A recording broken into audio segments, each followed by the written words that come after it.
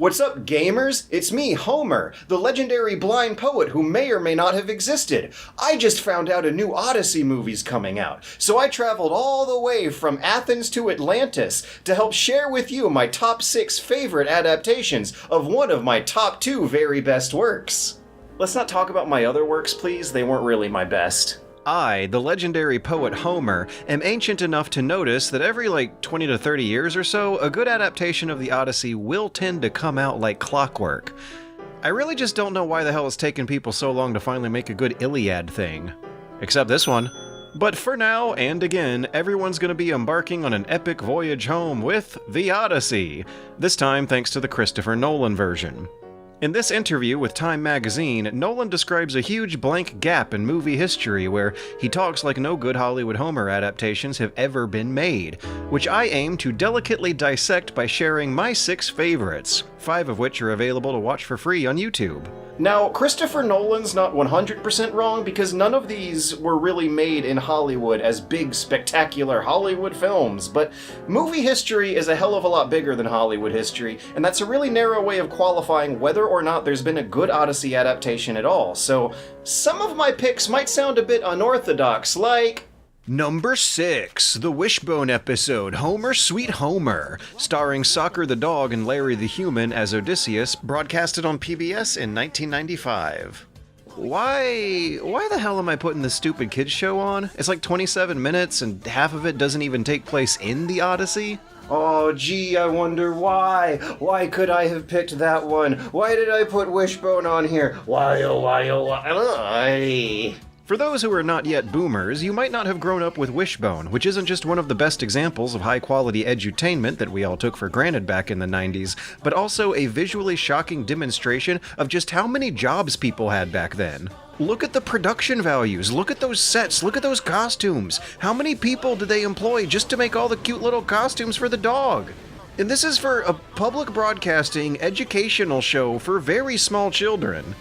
Millions upon millions of glittering treasures were spent during this long-lost golden age where Americans used to have jobs. How many people do you think were employed just to keep this little dog happy enough to do tricks for the camera? They built one of the studios around the ranch the dog lived at so that they could decrease the amount of traveling the dog had to do. Look at everyone's movement, look at the lighting, look at the set construction. To do all that, you had to pay a lot of people to stand just out of frame holding some kind of machine. Adjusted for inflation, every episode in the series cost about $1 million in today's money to make, and I mean, to be frank, it does look like there's a hell of a lot more jobs put into this than a single episode of Peppa Pig for the kids nowadays. But the real reason I bring this up is not just for the production values, but rather for the signs that the writers in charge of this stuff were actually very smart educators who knew how to improve the minds of the next generation. So, the setup behind each episode is that Wishbone and his family are going through some kind of real-life, modern-day problem. Or, at least what kind of so-called problems these kinds of Americans had back in the 90s. He uses life lessons learned from famous works of classic historical literature for age demographics comically older than the show's own to run a parallel adaptation of the historical story alongside the modern story of the modern problems. And what is impressive is the modern-day metaphor they used for the suitors, who are literally wearing suits. Are you Mr. King of Suitor Development Corporation? The archetype the writers chose to go with are evil 80s businessmen who are trying to buy the land of a protected city park to redevelop it into a shopping center. And I'm telling you guys, as someone going through something similar myself, them choosing to go through with this metaphor was viscerally satisfying for right now. I can relate. To a lot of modern readers, the situation Odysseus' kingdom is in and how the suitors are exploiting it will sound absolutely insane. But in the Bronze Age setting, it does make sense. The suitors are operating within a legal gray area, exploiting the expected rituals of classical Greek hospitality customs against a particularly unique set of circumstances, because there's no higher authority in place to keep them from abusing the social contract and the law. Just like how evil 80s businessmen and corrupt investors nowadays can exploit a lack of government oversight to steal people's homes, price them out, and turn them into cheap motels. People like the suitors from the Odyssey still exist. Nowadays, they're just called investors. So I actually think that Wishbone picked a better modern metaphor for the suitors than what the Coen brothers pulled out from their asses for Oh Brother, Where Art Thou? Whoa, whoa! You can't sweat my fiancé. And I think it's very important that a good adaptation of the Odyssey work with relatable metaphors, not only in the spirit of Homer's own abundance of agricultural metaphors of the Homeric similes, but also for the spirit of a story about reflecting on what it is like to live through decades upon decades of bullshit. Dad! Son. And yes, Wishbone actually does slaughter the suitors. It's gratifying, it's great, it's horrific and violent and everything. Yeah, rip it up, go, tear it up, go get it, go, shit. Get him, bite his dick off, Wishbone, bite his dick off! Now, there is one thing I don't like, and that's a misinforming visual that gave a lot of kids the wrong impression about how Homer stories were told. The first time people got a taste of the Odyssey, they didn't read it. They heard it from Homer in ancient Greece. They got the visual with the axes right, that's cool, but showing Homer as more of a campfire story was a visual I had in my childhood head that really had me growing up believing that ancient Greece was way closer to, like, the Stone Ages compared to the bustling, active city life economy with a burgeoning writing system and these dramatic performance art scenes that might have really been what was required to come up with stories as complicated and lengthy as Homer. Now, nobody knows what Homer looked like, but this is probably what he sounded like. Nuh-uh, Wishbone, it actually sounded like this.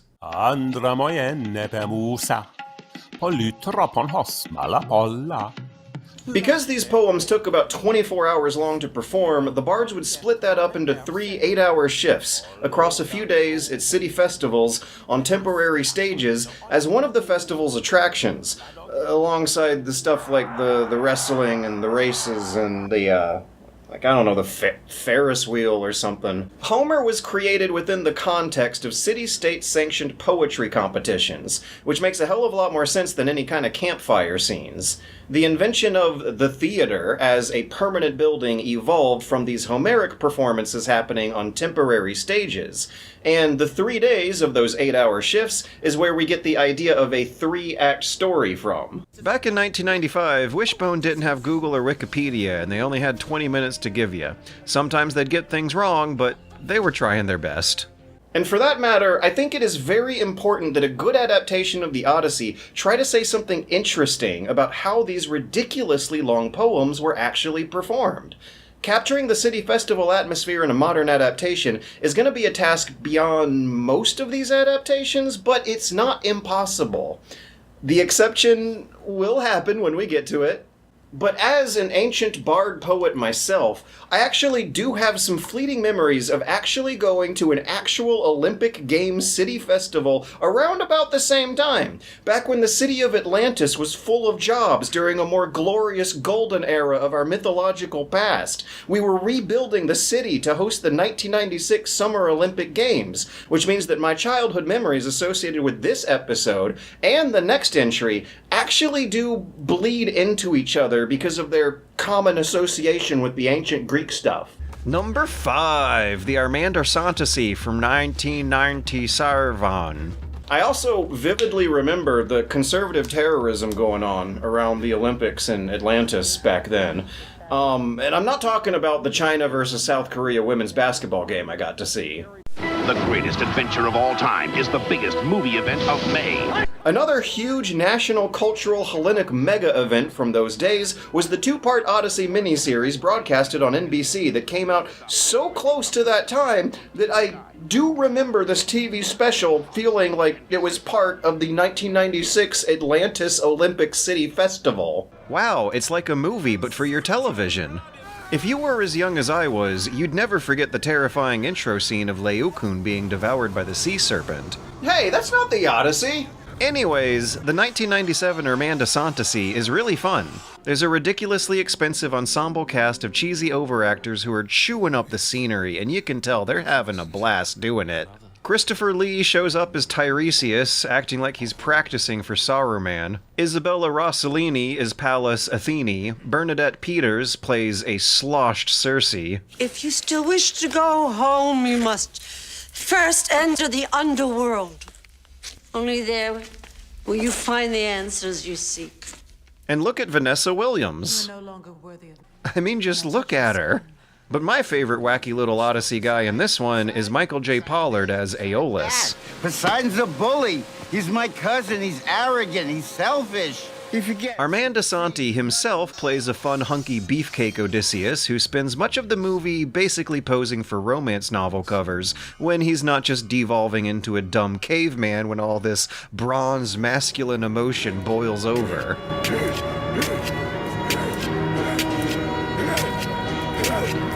He's fun, but he ultimately just doesn't have the range of complexity that the man of many turns deserves, which really captures the vibe of this whole adaptation in general. Quality is all over the place, but the tone almost always leans towards something as silly as a live-action cartoon. Hell, sometimes the shots look really good, and sometimes they just look like ass. One thing you gotta understand, this is similar to how pixelated retro games will look better on CRT TVs. A lot of the so-called premium made-for-TV movies from the 90s did look way better on the smaller screen. I swear this looked way better back then. You just had to be there. You gotta believe me. Honey. Hey, wait, hold on a second. Listen to that music. Oh my god, that is basically just the water temple music from Ocarina of Time. Koji Kondo is a lazy hack fraud who just ripped off the 1997 Romantisantasy. The tone of the 1997 Romantisantasy is consistently within the realm of cardboard wooden camp. It is overacted almost to incoherency. You would need to have read the poems to understand what is going on for a lot of these scenes.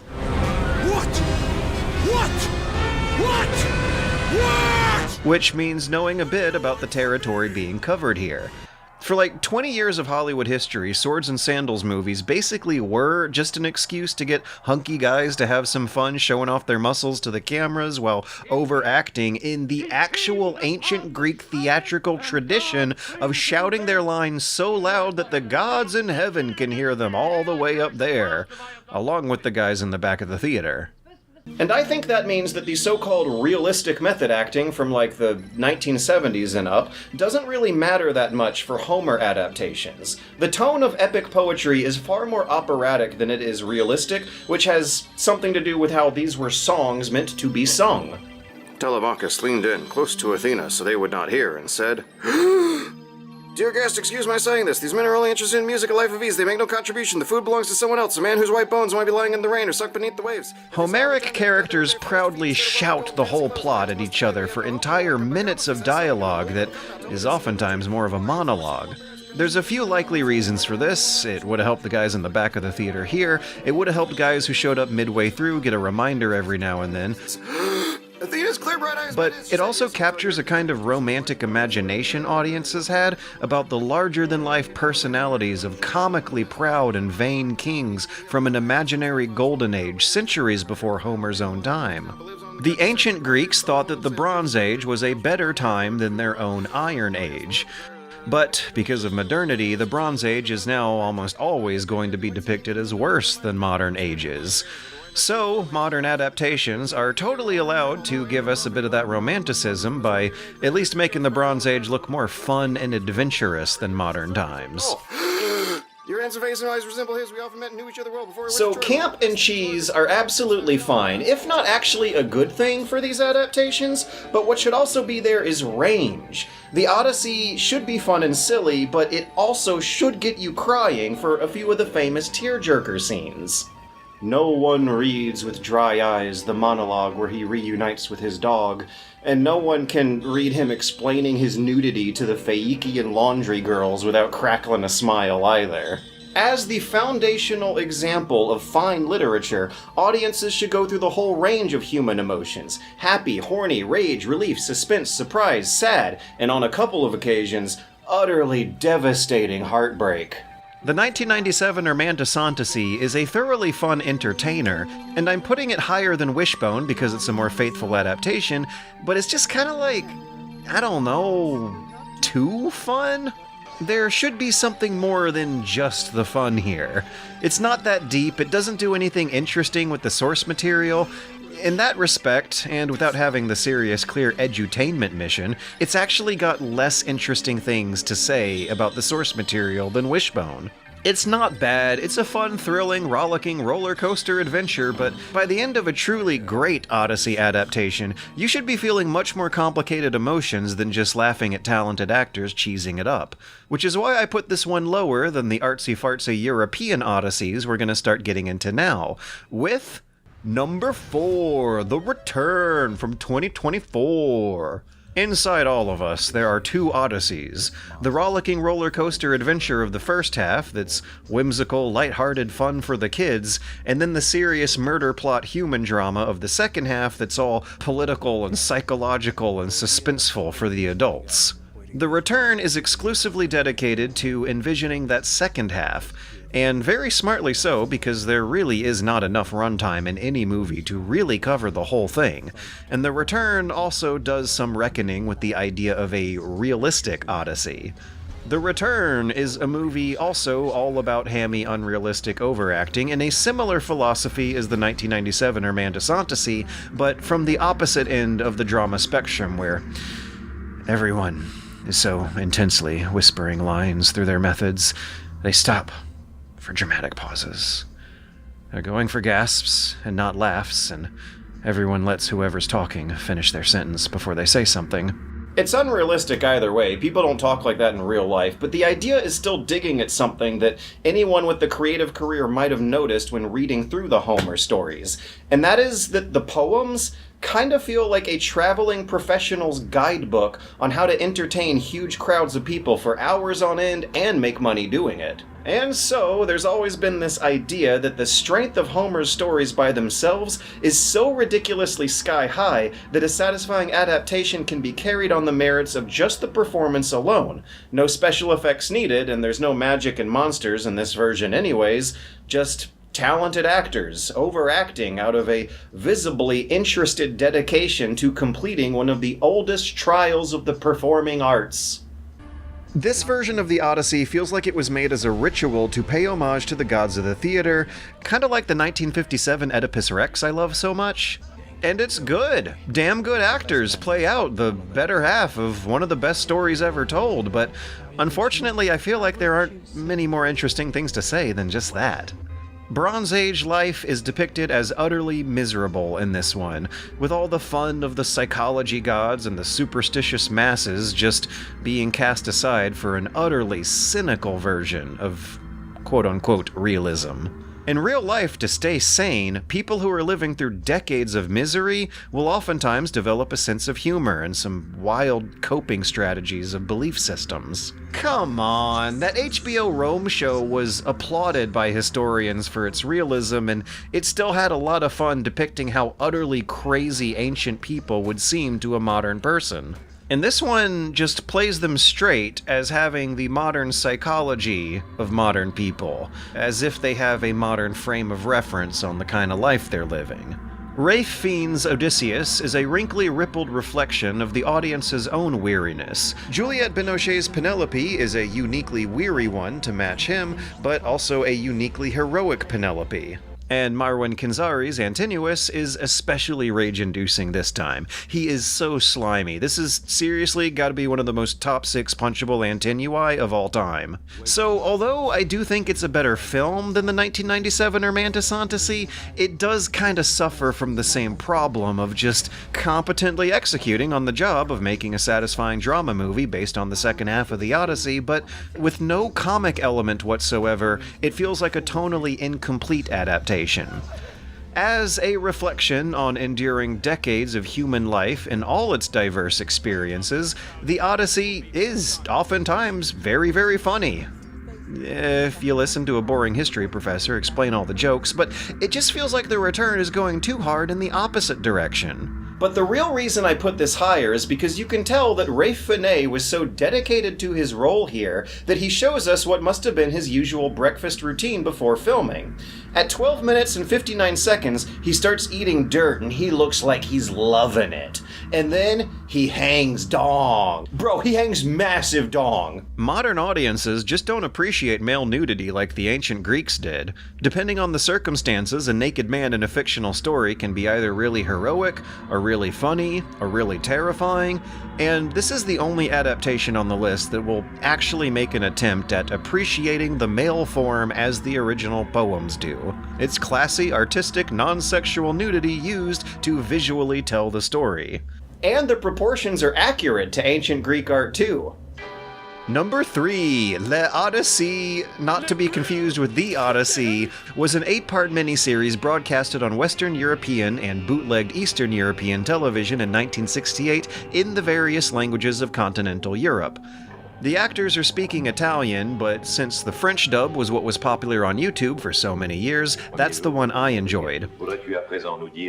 Plus, since everyone's speaking French and it's the 1960s, it makes everyone sound real sexy and sophisticated. Because that's what us Homer fans are. It'll make you realize that the 1997 Armanda Santasy is just an Americanization of this concept, and both of them show that to even come close to covering all the material required, a Faithful Odyssey adaptation is really going to have to be more of a mini-series instead of one single movie. In fact, the Penelope here, played by Irene Papas, would go on to play Penelope's mother, Anticlea, almost 30 years later in the 1997 Armanda Santasy. Although this one is 3 times as long at 7.5 hours, the 8 episodes still have to abridge out a couple scenes from the poem. But this one's high on my list because it's so faithful to the original poem that only a couple scenes got chopped off. Like in the poem, Le Odyssey actually begins with the Telemachy. Then Odysseus' arrival at the court of the Phaeacians, then Odysseus' retellings of his wanderings rather than a more objective cinematic depiction of them, before the wanderings and the Telemachy unite for the final act. The original poem nests narratives inside of narratives inside of other narratives like a Russian doll, and most of the adaptations don't do that, but it would work beautifully for those original 3-day-long, 24-hour poetry performances, where you might need to go multiple times to be able to catch the whole thing, and then by the end, it would have felt like your own frame of reference had been thrown off course again and again until the perspectives unite for the final act where time makes sense again, just like Odysseus' route in the story. I am predicting a maybe 50% chance that Nolan's version might have a bit of fun with some kind of narrative presentation like that, because he loves time travel and false memories and stuff like that. But framing the story underneath multiple layers of perspectives, one of them being Odysseus' account told as a story to an audience, also makes for a beautiful commentary on the nature of storytelling itself. That is the stuff that truly sets Homer apart as a staggeringly over-talented genius, centuries if not millennia ahead of his time. Odysseus is famous for being good at lying, and Homer was composing these stories before there really was a solid distinction between the genres of fact and fiction. Although we can now commonly understand that storytellers have a socially acceptable license to lie, it was centuries after Homer before Plato would even give that idea a formal argument laid out in writing. This debate keeps coming up in ancient history and explains a lot about religious history. Centuries after Plato in Roman times, the first arguable science fiction novel appeared called A True Story, satirically written out of a frustration that there still wasn't a real clear fiction versus non-fiction section in the world's first bookstores back then. And so in The Odyssey, a blind bard appears telling an audience a story, which is where the character of Homer comes from.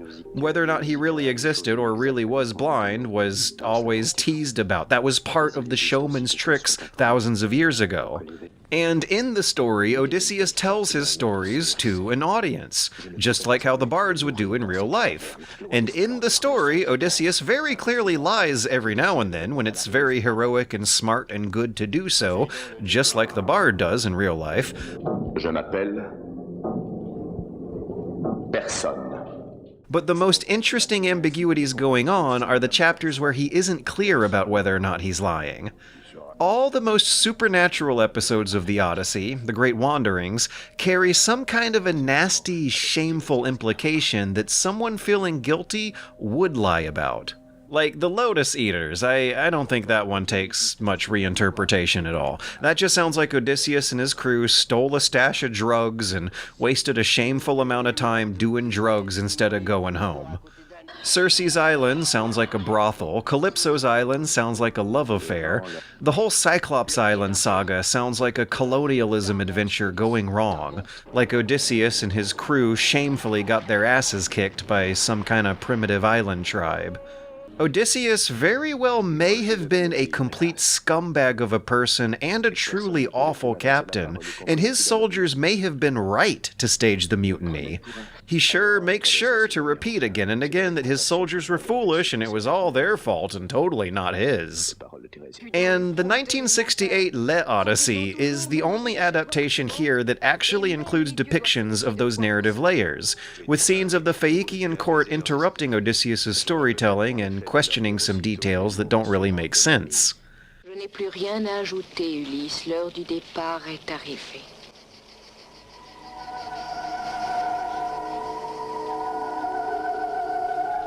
Weird, creepy alien music plays over these backdrops of suspiciously barren wastelands.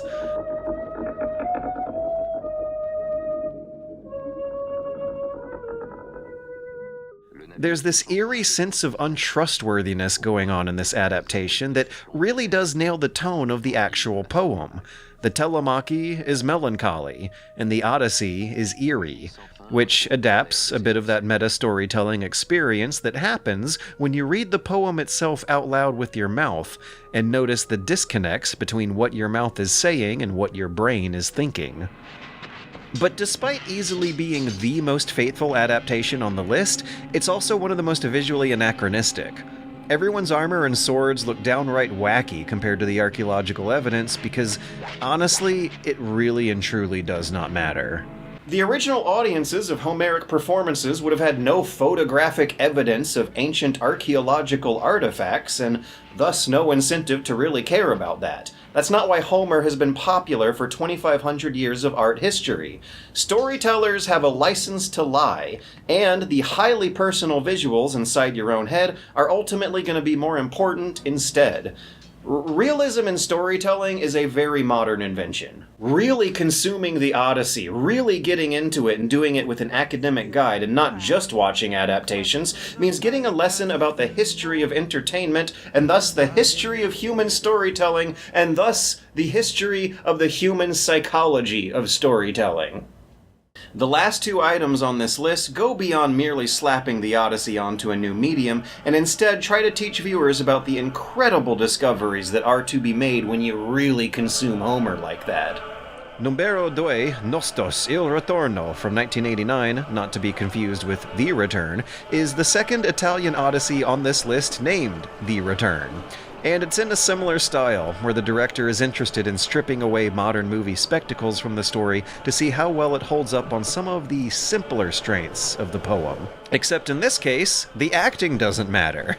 The test is to see whether cinematography and editing alone can hold it all up.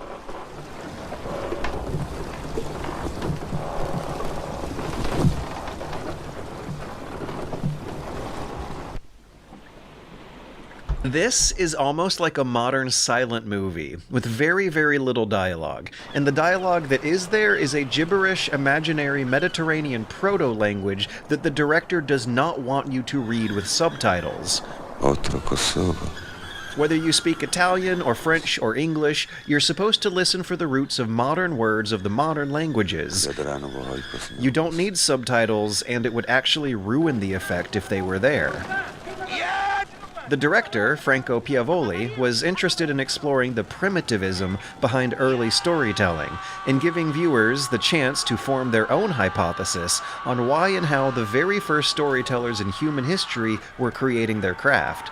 So the work your brain does to figure out the story without dialogue, that is what turns out to be the story. You infer in your head what the dialogue should be, which will inevitably be more personally satisfying to you versus whatever the director could have made the actors say instead.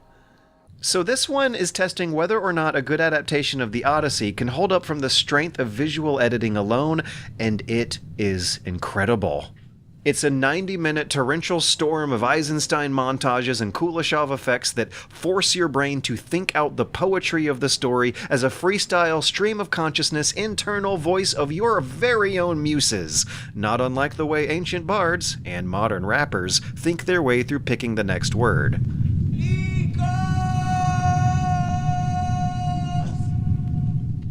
This is such a cool idea. This is wild, and I can't believe the experiment works as well as it does. You're kind of left wondering, where are those sirens? Were those the sirens? Were those the Lotus Eaters? Without really knowing for sure. And also questioning the mundanity of the imagery against those supernatural explanations of the story Odysseus tells to the audience. The gods, the magic, the monsters themselves won't appear on the screen, but you will be thinking about Zeus or Poseidon while watching scenes of flashing lightning or sea storms cutting back and forth to the face of an exhausted, miserable man, as powerful orchestra music plays.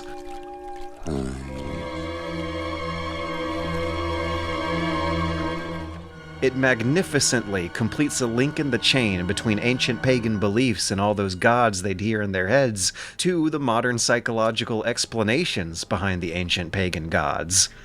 So it forces viewers to think like a poet, like the ancient bards, which forces viewers to think about the nature of Odysseus as an unreliable narrator, because the voice in your head will never quite be sure of which particular episode of the Odyssey you're seeing, or how exactly this version of it is going to pan out. At 90 minutes, this is one of the shorter Odysseys on the list, so the story skips around and abridges chapters from the poem. There's surprises that the little poet-bard rapper in your brain is going to have to improvise around. A good Homer adaptation will show you what's timeless about these stories, but an excellent Homer adaptation should make you feel like you've discovered the origin of entertainment itself. After all, Homer was not a formal, serious, religious ritual for the temples. Homer was a fun, entertaining attraction for the festivals. But Homer was the perfection of an already existing tradition of storytelling from before Homer's time.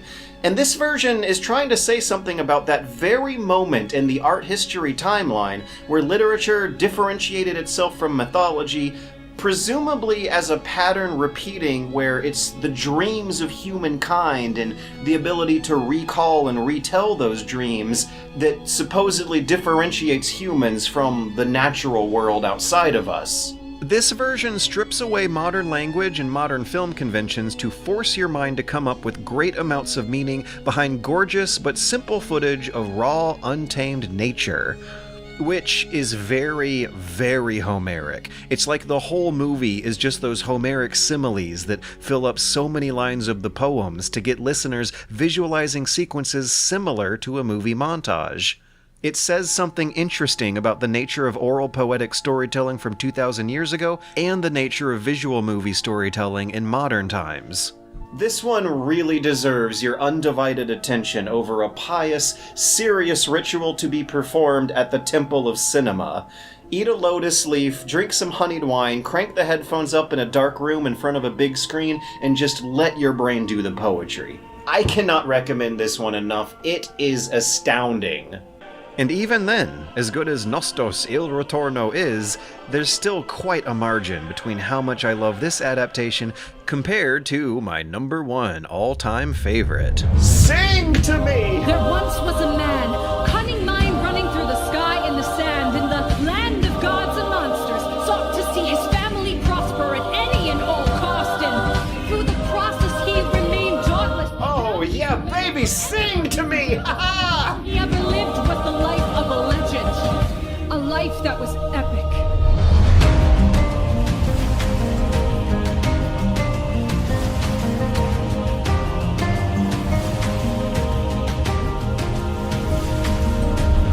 $600 men, 600 men under my command, with only one goal in mind. Make it back alive to our homeland. It is extremely important that number one is a musical. This one gets 1,000 more points over the closest competitors by sheer fact of that alone, because the original Homers were sung, and if you read them silently in your head, you will be missing something very important about that lesson about the psychological history of storytelling.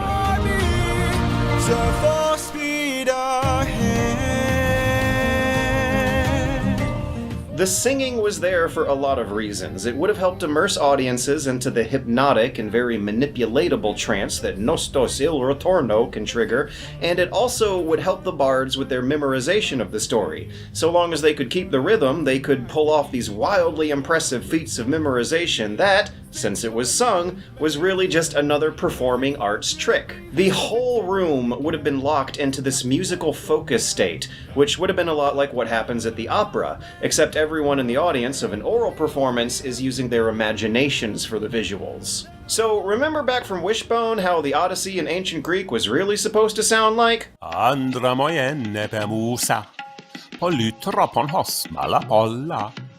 Bing bong bong bing bong bong bing bong. You can't really translate the rhythm of the bing bong bong bing bong bong bong bongs into modern English. It is impossible, and that's why every English translation of Homer is gonna read pretty differently. And that's also why you're not even really reading Homer. If you read a translation, you're just a casual fake Homer fan until you retire from your job and learn how to read in ancient Greek instead. The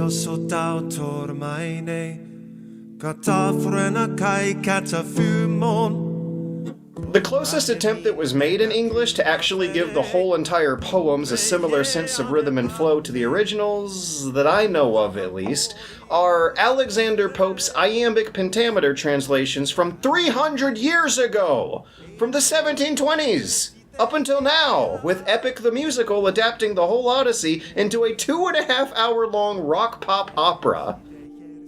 But when does a comet become a meteor? When does a candle become a blaze? When does a man become a monster? When does a ripple... This is a staggering feat of creativity, something that has not happened to this scale, to these production values, for hundreds of years, and something that will probably never happen again for hundreds of more years. My number one pick, Epic the Musical, is the whole package. The most creatively ambitious, the smartest, the funniest, the saddest, the horniest, the most anger-rage-inducing Odyssey adaptation on this list might even also be the easiest for mass modern audiences to get into. It's already massively popular with the kids on TikTok. But if you grew up with Zelda and Dragon Ball and Wishbone, this is also the Odyssey adaptation for you. And despite being ready for a huge mainstream casual pop culture audience like that, it still does the high-minded artsy-fartsy edutainment primitivistic storytelling that's gonna teach the audience about that connection between Homer and modern pop culture, whether they think they're learning or not. Is Epic the Musical from 2024 or 25? Maybe it's from 2023. Classifying this one into a genre or a year, or even picking out what video clips to use to represent it is weird, and that is all part of the fun and the genius behind it. Okay, to actually finally say what it is, Epic the Musical is a series of concept albums adapting the Odyssey as a pop rock opera musical, with dazzlingly overproduced, complicated songwriting and production values. And a rock opera is so eerily close to how I was imagining an impossibly ideal modern adaptation of Homer that I didn't think we would get until I discovered this one, and I think that really just shows how in touch the creator is with the modern artistic imagination. Nostos il Retorno teaches us about why ancient audiences were so into oral storytelling, how they'd go through life very excited to hear new sounds and hear new songs and hear new stories instead of read them, and then hear interesting new voices thinking interesting new thoughts in their heads throughout their lives. and so too does Epic the Musical, except this one stumbled into acknowledging that modern audiences are more ocular-centric creatures who go through life getting real excited to see new things. And so, the clever intersection between the high-tech and the low-tech art is still happening here, thanks to the unofficial community of fan-made animatics. The word means an unfinished prototype animation, because animation is some of the very most prohibitively expensive art humankind has yet to invent. So the fact that it looks unfinished, but sounds overfinished, accomplishes a magical effect, kind of similar to Nostos, where you imagine something that would look impossible if it did exist. Audiences, once again, are forced to use their imaginations. With just 3 colors and basic line work moving across the screen made by art students, contrasting against professionally made audio that sounds like it was polished up with a budget of probably millions. The combination and contrasts between the two force the audience to imagine something breathtakingly astounding. What if I told you that a similarly overproduced, fully fledged Disney DreamWorks-style, Prince of Egypt-style, animated musical adaptation of Homer's Odyssey already does exist for free on YouTube, and it's what happens inside the goop of your brain when you watch Epic the Musical? I actually finally got around to seeing Prince of Egypt for the first time a few years ago, around a time I could compare it to Epic the Musical, and I could not believe what I was seeing, because I'm pretty sure Epic the Musical is better. The lesson to learn here is that the animatics are good enough as they are, and that a humble visualization captures the one-man band humility of the original Homeric performances that a more expensive visual wouldn't and cannot be able to do. One of the Platonic dialogues is between Socrates and a Homeric performer, and they both sound quite impressed at how huge crowds of grizzled, rough, manly men would get brought to tears by these performances. Until Socrates convinces the poor guy that he's a mediocre poet. That's why the whole city voted to kill him. And I think Epic the Musical captures that spirit. The sense of being so highly, spiritually impressed by the power commanded by just one guy on a temporary stage, maybe with a friend banging on an instrument next to him. And so, as a result, we have something that is actually closer in spirit to the original poetry than every other entry on this list. I'll especially get a vivid sense of Homeric epic poetry coming out when the characters are singing their dialogue back and forth to each other. There's this kind of recurring gag in the Odyssey where Odysseus will talk his way out of a sticky situation by singing you a song about how he's the most miserable man on the planet. And he does this in Epic the Musical, but not in the other adaptations. And just like in the original poems, it brings a lot of comedy in the first half.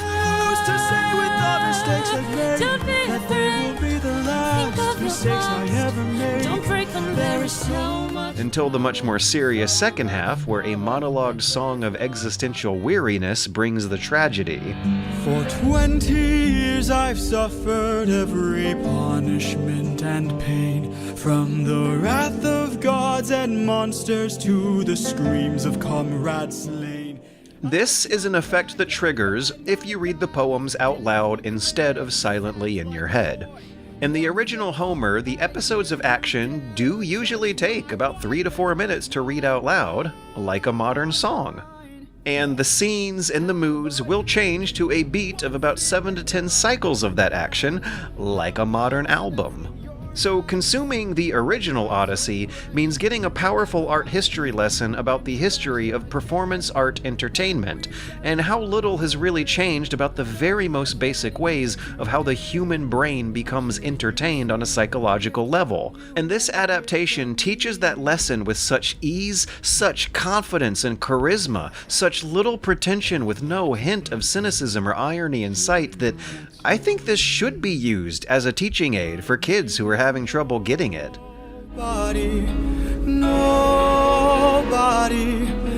So a modern reading of the Odyssey works on one level as being a kind of meta-story about the progress of human art history, and that even works here on a more intimate individual level, because you'll see the skills of the artists get better at their craft as the story progresses, for both the drawings and the musicians.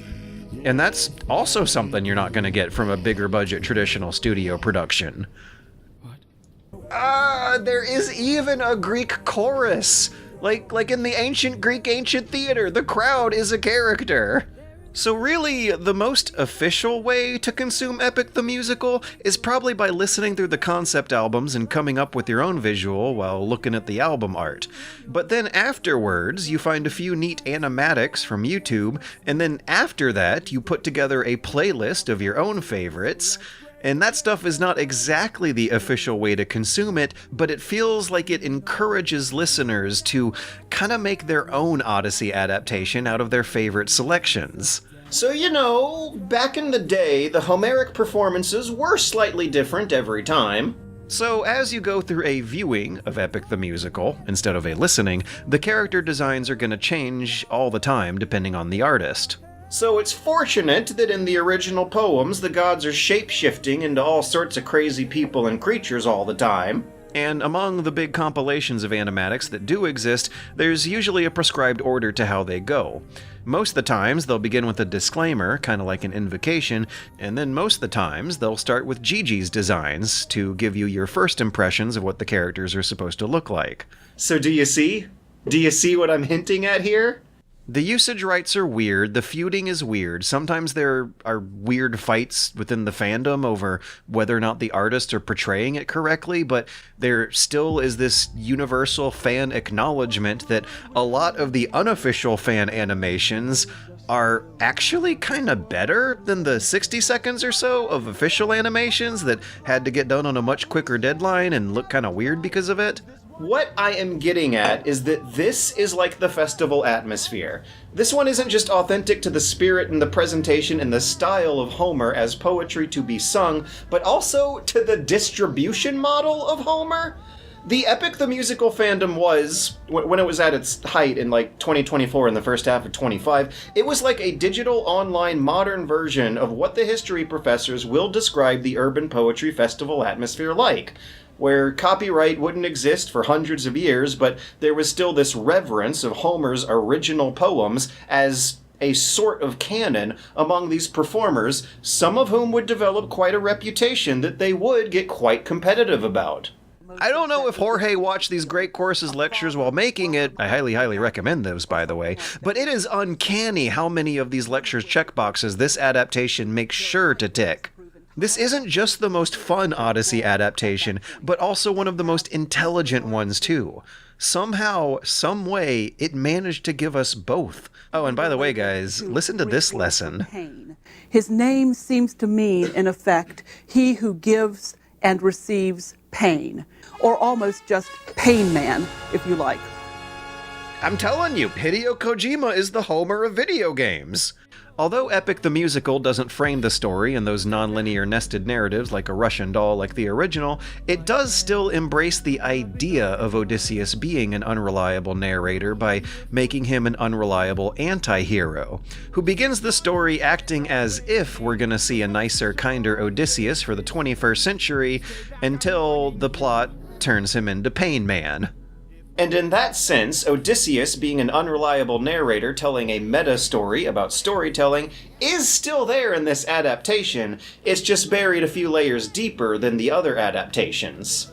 So anyways, visiting the different artist channels feels like what it might have felt visiting different performers at different festivals in different cities, all performing a very close approximation of the same poem composed by Homer, but with their own flavor and style. I think there's a kind of consensus agreement that Gigi is the queen of epic animatics. Her character designs might currently be the dominant visuals for how today's young people imagine Homer's characters looking like, until Christopher Nolan's version at least. It's top quality work that oftentimes stretches the limits of what they call an animatic versus an animation. But calling it an animatic puts your expectations in the right place anyway, where you're more in the mood to look at impressionism. In this frame, right here, midway through Gigi's ruthlessness, this is currently my favorite piece of visual art ever, representing the atmosphere and the themes of the Odyssey. But sometimes I like going with an artist who might not be quite so technically trained, but has the most exciting concepts on display. The artiste '06 made what I think is the coolest version of this fight scene, and I also think it makes the most sense for the story. When it comes to the plot of Eurylochus, I think the cute, expressive charcoal cartoon-looking designs by Meiji Illustrates help illustrate the tragic simplicity of the emotions of the scenes.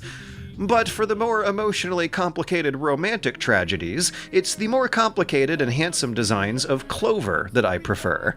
So, with all that being said, I am nervously excited to toss my hat into the ring and formally release something that I have been keeping to myself and just my closest friends for the past 2 years, but maybe that means passions have cooled down enough for the time to be right for Epic the Musical, the George Cut. Gods, I hope I don't get in trouble for this. I'm really just trying to show more people how cool this musical is and how cool all the visual artists involved are, and I'm trying my hardest to make links to their pages as clickable as possible on a less popular secondary channel. I am following existing examples, I am following a tradition here, but there are so many artists involved in this that it might get kind of complicated. But the spirit of the festival atmosphere compelled me, and I could not resist. Back in 2024, when I was working on this, it really helped climb me out of a depression and reconfirm that I can still love editing videos.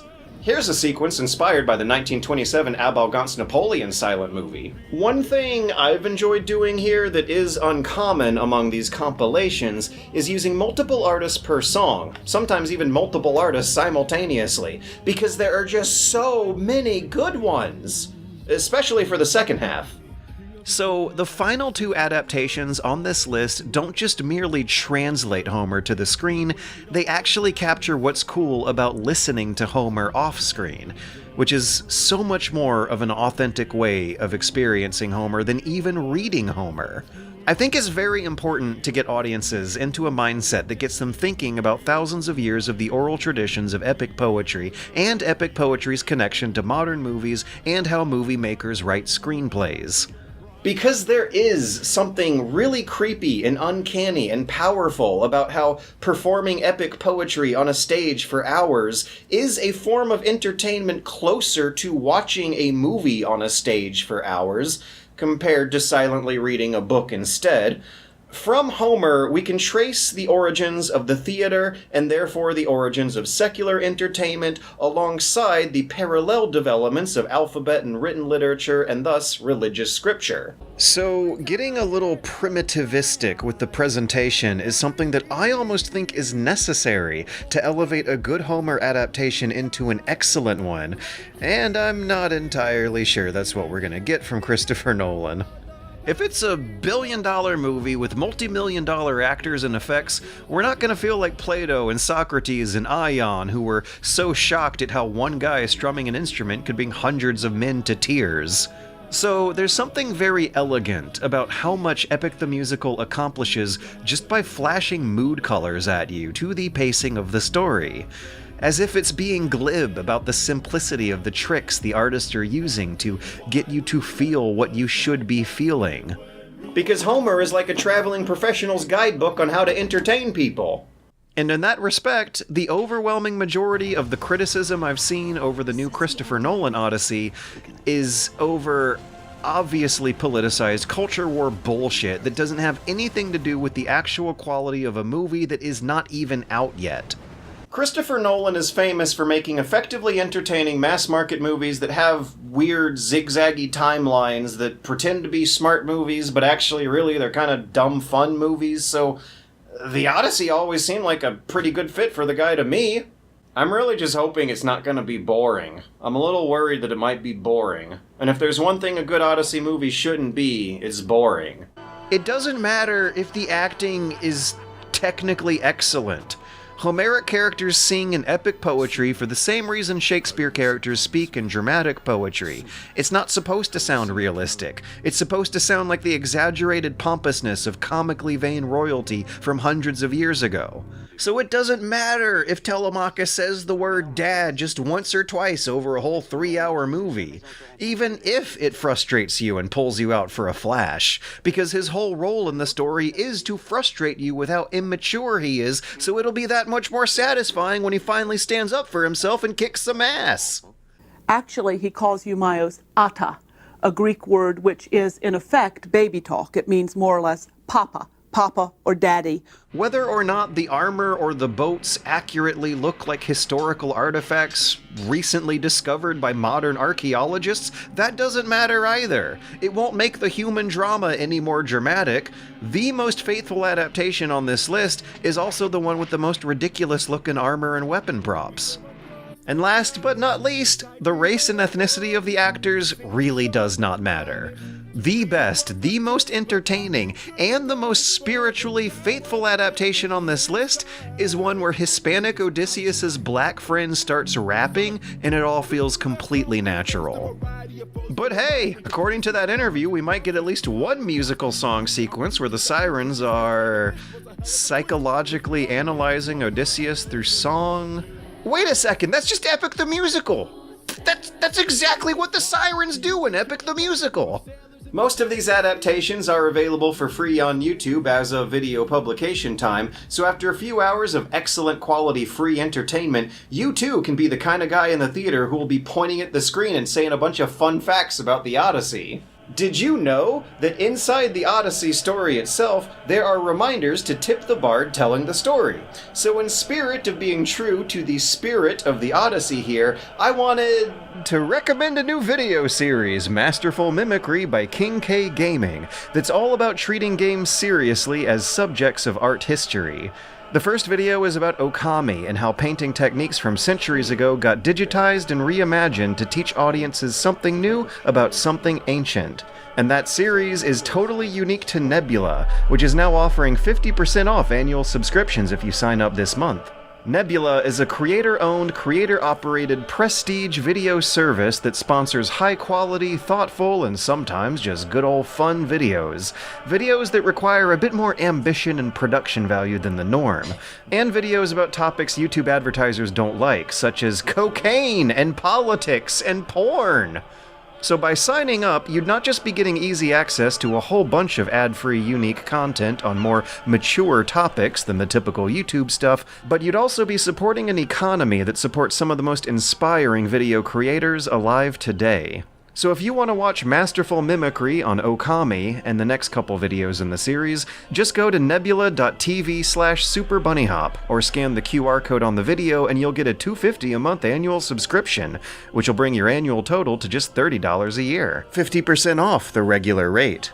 And for those who really have money to spare, following either my link or this QR code can get you $200 off the Nebula Lifetime Plan, which gets you access to Nebula forever and the warm fuzzy feeling of helping us all invest in long-term projects. So thank you Nebula for sponsoring, thank you for watching, and thank you also to all these generations of talented artists who have continued the Homeric tradition for thousands of years.